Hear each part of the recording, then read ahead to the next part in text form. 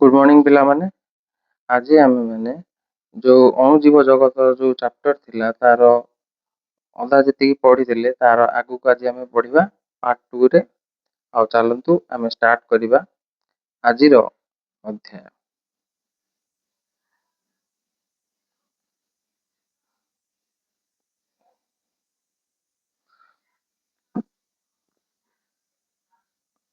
तो आम पूर्व क्लास रे पढ़ी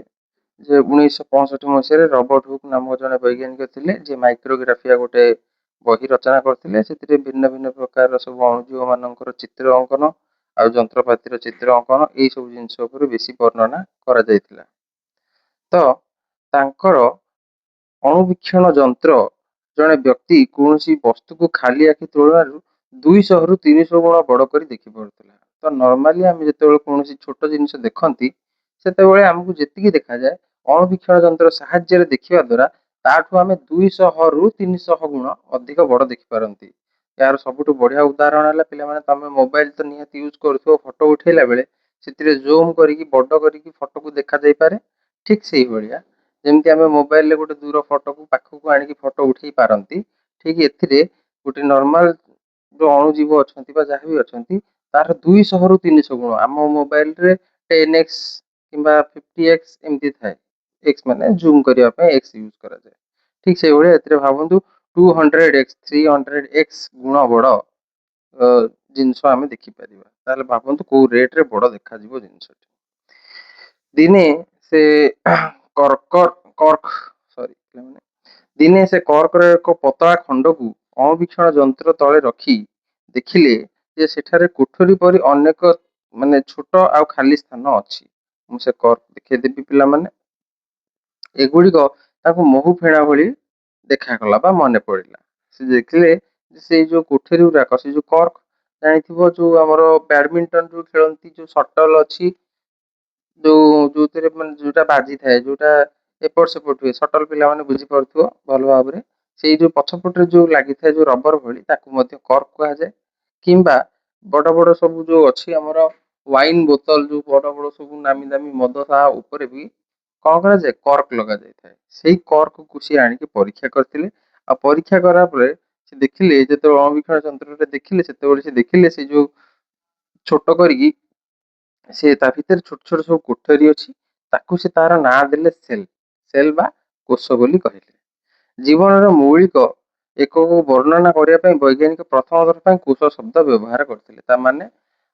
गोटे मनुष्य शरीर हो बा सजीव हो कि निर्जीव हो सबुठार सूक्ष्म कणिका को से कोषर नाम देते 1660 दशक प्राय से समान समय माने 1660 दशक मान 1660 रु 1670 मध्य ता भितर डच जड़े वैज्ञानिक थिले डच गोटे वैज्ञानिक अच्छा ना हूँ एंटोनी वैन ल्यूवेनहॉक पिला माने ध्यान देकी जिनसटा मन रखिबो एंटोनी वैन ल्यूवेनहॉक से उन्नत लेंस तैयारी करी कौन करथिले उन्नत लेंस तैयारी करथिले एवं ता सहित ताकू व्यवहार करी से अधिक उपयोगी अणुवीक्षण जंत्र तैयारी करने को सक्षम होते। ठीक अच्छे पिला माने अणुवीक्षण जंत्र से तैयारी करने कौन कले सक्षम हेले। एबे आमे जानिबा से कौन करथिले ना से बीजाणु एवं रक्तकोष भली क्षुद्र जीवंत जिनिस गुड़ी स्पष्ट भाव में देखा एवं वर्णना करने प्रथम व्यक्ति थिले। आमर जो रक्त अच्छी पिला माने तमे माने जानिछ भिन्न भिन्न प्रकार ब्लड आम देह अच्छी रक्त तो नाली किंतु भिन्न भिन्न प्रकार अच्छी जमती A positive B positive O positive A B positive O negative B negative A B negative एमती बहुत किछि अच्छी। तो से जो रक्त को जो परीक्षा करके देखिले सबू रक्त मानकर जो भीतर जो कोष अच्छी बा सेल अच्छी से माने देखा पूरा अलग अलग भली विचित्रमय देखा है। ठीक से भाया बीजाणु केतोटी बीजाणु मान को आनिक से परीक्षा करके देखिले से आकार आकृति केमिति से देखा जाती से देखिले तो से समय अणुजीव जगतर जो वैज्ञानिक जी सी कौन कले सर्वप्रथमे रक्त एवं बीजाणु एमान रिसर्च करके सर्वप्रथमे जन चित्र गुड़िक पिला माने देख माइक्रोग्राफिया पुस्तक ऊपर यहाँ देखिपार तुम मैंने तुमको भी देती ଏବେ ଏଇଟା ହେଲା ତାଙ୍କର ସେ ଯୋଉ କରିଥିଲେ ଯୋଉ ଅଣୁବୀକ୍ଷଣ ଯନ୍ତ୍ର ଦେଖିପାରୁଥିବ ରବର୍ଟ ହୁକ୍ ଯୋଉ କରିଥିଲେ ମାଇକ୍ରୋସ୍କୋପ ଯୋଉ ବନେଇଥିଲେ ଏଇ ଯୋଉ ତମ ସାମ୍ନାରେ ଖ ରେ ଯୋଉ ଲେଖା ହେଇଛି ସେଇଟା ହେଲା ଅଣୁବୀକ୍ଷଣ ଯନ୍ତ୍ର ଆଉ ଗ ରେ ଯୋଉଟା ଦେଖୁଛ ସେଟା ହେଲା କର୍କରେ ଥିବା ସବୁଠାରୁ କ୍ଷୁଦ୍ରତମ କଣିକା ବା ସବୁଠାରୁ ଛୋଟ ଛୋଟ ଛୋଟ କେମିତି ଦେଖା ହଉଛି ତମକୁ ମୁଁ ଦେଖେଇଦେବି ପୁରା ଛୋଟ ଛୋଟ କୋଠରୀ ଭଳି ହେଇଛି ତାକୁ ସିଏ ସେଲ ର ନାମ ଦେଇଥିଲେ। ଠିକ ଅଛି ପିଲାମାନେ ଏବେ ଜାଣିବା ଆମେ କୋଷ କଣ। ଠିକ ଅଛି ସମସ୍ତ ଜୀବ ଶରୀର କୋଷ ଦ୍ୱାରା ଗଠିତ ହୋଇଥାଏ। ଆମ ଦେହ ହଉ ବା ନିର୍ଜୀବ ହଉ ସବୁ କିଛି କୋଷ ଦ୍ୱାରା ଗଠିତ ହୋଇଥାଏ।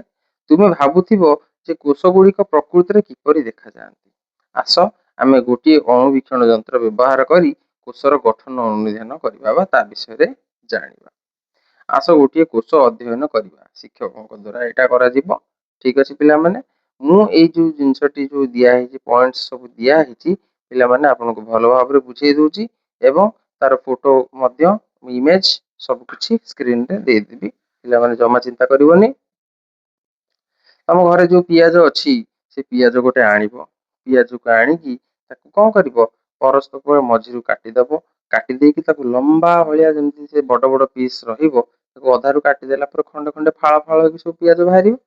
ସେ ବାହାରି ସାରିଲା ପରେ ପିଲାମାନେ ତମମାନେ ସବୁ ଜାଣିଥିବ ଟିଚର ଯୋଉମାନେ ସବୁ ଯୋଉ ପାଚିଲା ଚୁଟି ହଉ କିମ୍ବା କୋଉଠି ଏକ୍ସଟ୍ରା ଚୁଟି ଅଛି ତାକୁ ଟାଣିବା ପାଇଁ ଗୋଟେ ଟ୍ୟୁଚର ବ୍ୟବହାର କରାଯାଏ ତାକୁ ଚିମୁଟା ଭଳି ବ୍ୟବହାର କରାଯାଏ। ସେଇ ଚିମୁଟାକୁ ଆଣିକି ସେ ପିଆଜର ଉପର ପରସ୍ତ ଗୋଟେ ଅଛି ଗୋଟେ ପତଳା ଗୋଟେ ଝିଲି ଭଳିଆ ପତଳା ଗୋଟେ ପଲିଥିନ ର ପତଳା ଆସ୍ତରଣ ଅଛି ତାକୁ ବାହାର କରିଦବ। ଠିକ ଅଛି ତାକୁ ବାହାର କରିଦେଲା ପରେ ତାକୁ କଣ କରିବ ନା ଏଇ ଯୋଉ କଣ କରିବ ସେଥିରେ ଯୋଉ ପତଳା ସ୍ତର ଟାକୁ ବାହାର କରିଦେଲ ତାକୁ ଆଣିବ ଏବଂ ପତଳା ବ୍ରଶ ସାହାଯ୍ୟରେ ପିଆଜର ଅନ୍ତଃସ୍ତରକୁ ପାଣି ଥିବ ଅନ୍ୟ ଏଇଟା କଣ ପେଟ୍ରି ଡିସ୍ ରେ ରଖ ଏହା ଧୋଇ ହୋଇଯିବ ଏବଂ ଅତିରିକ୍ତ ରଙ୍ଗ ଛାଡିଦବ। ଗୋଟେ ଅଛି ଗୋଟେ କେମିକାଲ ଅଛି ହେଲା ସେ କେମିକାଲ ଟା ହେଲା ପେଟ୍ରି ଡିସ୍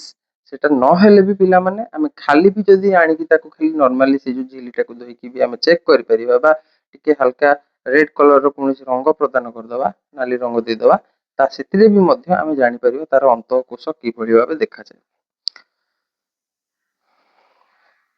ଏବେ ପତଳା ବ୍ରଶ ବ୍ୟବହାର କରି କାଚ ସ୍ଲାଇଡ ରେ ତାକୁ ରଖିଦବା କାଚରେ ରଖିଦବା ଠିକ ଅଛି ଏବଂ ରଙ୍ଗ ହୋଇଥିବା ପିଆଜର ଅନ୍ତଃସ୍ତରକୁ ସାବଧାନର ସହ ଆମେ ଦେଖିବା ଯେପରି ଏହା ମାଡ ନ ହୋଇଯାଇ କିମ୍ବା ନଷ୍ଟ ହେଇକି ଛିଣ୍ଡି ନଯାଏ ଆମେ ତା ପ୍ରତି ମଧ୍ୟ ସତର୍କ ରହିବା। ସ୍ଲାଇଡ ରେ ଏହା ଉପରେ ଟିକେ ଗ୍ଲିସରିନ ର ଗୋଟିଏ ବୁନ୍ଦା ଦିଟା ପକେଇଦବା। ଗ୍ଲିସରିନ ର ବୁନ୍ଦା ପକେଇବା ଦ୍ଵାରା ପିଲାମାନେ କଣ ହବ ସେ ଯୋଉ ଲିକୁଇଡ ଟା ଆମକୁ ସେ ଦେଖିବାରେ ଆହୁରି ଭଲ ଭାବରେ ସାହାଯ୍ୟ କରିବ। ଛିଞ୍ଚୁ ଦ୍ଵାରା ଧୀରେ ଧୀରେ ଏଇ ସ୍ତର ଉପରେ ଏକ କଭର ସ୍ଲିପ ରଖିଦବ କଭର ସ୍ଲିପ ହଉଛି ପିଲାମାନେ ଯେମିତି କୌଣସି ଜିନିଷ ରହିଲା ତା ଉପରେ ଗୋଟେ ପତଳା କଲର ପତଳା ଗୋଟେ କାଚ ଭଳି ଗୋଟେ ପତଳା ଯେମିତି ସେଲ ଟାଇପ ର ଯେମିତି ପତଳା ଆସ୍ତରଣ ଅଛି ଠିକ ସେଇଭଳିଆ ଟ୍ରାନ୍ସପାରେଣ୍ଟ ଗୋଟେ ପତଳା ଆସ୍ତରଣ ଭଳି ଗୋଟେ ତା ଉପରେ ରଖିଦବା ତାପରେ କଣ କରିବା କଭର ସ୍ଲିପ୍ ବ୍ୟବହାର କରି ଆସିଥିବା ଅତିରିକ୍ତ ଗ୍ଲିସରିନ କୁ ଖଣ୍ଡେ ବ୍ଲିଚିଂ ପେପର ବ୍ଲଟିଂ ପେପର ନେଇ ଧୀରେ ଧୀରେ ତାକୁ ପୋଛିଦବା ତା ସାଇଡରେ ଏକ୍ସଟ୍ରା ଯୋଉ ଲାଗିଥିବ ଯୋଉ ଗ୍ଲିସରିନ ଲାଗିଥିବ ତାକୁ କ୍ଲିନ କରିଦବା ସଫା କରିଦବା ତାପରେ ସ୍ଲାଇଡ କୁ ଅଣୁବୀକ୍ଷଣ ଯନ୍ତ୍ର ରଖିକି ଦେଖିବା ଏବଂ ଦେଖିଲେ ଆମକୁ ଡିଟୋ ଏଇଭଳି ଭାବେ ଦେଖାଯିବ ତମ ଡାହାଣ ପଟେ ଦେଖିପାରୁଥିବ ପିଲାମାନେ ସେ ଯୋଉ ପିଆଜର ସେ ଯୋଉ ପତଳା ଆସ୍ତରଣକୁ ଯେତେବେଳେ ଆମେ ମାଇକ୍ରୋସ୍କୋପ ରେ ଦେଖିବା ସେତେବେଳେ ଏଇଭଳିଆ ଯେମିତି ଇଟା ଲଗା ହେଇଛି ଯେମିତି ଘର ଭିତରେ ସେଇଭଳି ଦେଖାଯାଉଛି ଠିକ ସେଇଭଳି ଇଟା ଥାକ ବାଇ ଥାକ ହେଇକି ଯେମିତି କାନ୍ଥ ତିଆରି ହେଇଥାଏ ଠିକ ସେଇଭଳି ଦେଖାଯାଇଥାଏ। ଏଇଟା ପିଲାମାନେ ଭଲ ଭାବରେ ଦେଖ ତାପରେ କଣ ହେଲା ତୁମେ ଅଣୁବୀକ୍ଷଣ ଯନ୍ତ୍ର ତଳେ ଯୋଉ ଦର୍ଶାଯାଇଥିବା ଏଇ ଯୋଉ ଇଟା କାନ୍ଥ ପରି ପ୍ରାୟ ଆୟତକାର କୋଠରୀ ଦେଖିବ ହେଲା ଏଗୁଡିକ ପିଆଜ ସ୍ତରର କୋଷ ଗୁଡିକ ହେଲା ପ୍ରତ୍ୟେକ କୋଠରୀ ଗୋଟେ ଗୋଟେ କୋଷ ପିଆଜର କୋଷ ଗୁଡିକ ଲାଗି ଲାଗି ରହିଛି ଓ ସେମାନଙ୍କ ମଧ୍ୟରେ କୌଣସି ଖାଲି ସ୍ଥାନ ନାହିଁ ପିଲାମାନେ ଦେଖିପାରୁଥିବ ଭଲ ଭାବରେ ଏଇ ଯୋଉ ପରସ୍ପରକୁ ଏମାନେ ଇଟା ଭଳି ଲାଗିକି ଅଛନ୍ତି ଏବଂ ତାଙ୍କ ମଧ୍ୟରେ କୌଣସି ଖାଲି ସ୍ଥାନ ମଧ୍ୟ ନାହିଁ ତୁମ ଚାରି ପାଖରେ ଥିବା ବିଭିନ୍ନ ଉଦ୍ଭିଦର ପତ୍ରର ଏହିପରି ପରସ୍ତ ବ୍ୟବହାର କରି ପର୍ଯ୍ୟବେକ୍ଷଣ କର ଉଦ୍ଭିଦର ଭିନ୍ନ ଭିନ୍ନ ପରସ୍ତକୁ ଆଣିକି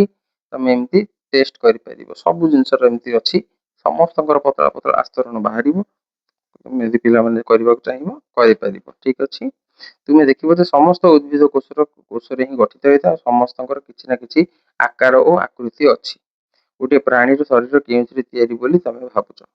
ଏହା କୋଷ ଦ୍ୱାରା ତିଆରି ହେଇଥାଏ। ନିହାତି ଭାବରେ ଆମେ କହିବା। ଆଉ କୋଉଥିରେ ତିଆରି ହେଇଥିବ? ଆମେ ଏଇ କ୍ଲାସରେ ଏତିକି ଥାଉ। ନେକ୍ସଟ କ୍ଲାସରେ ଆମେ ଆଉ କିଛି ପାଠ ପଢିବା ପିଲାମାନେ। ଠିକ୍ ଅଛି।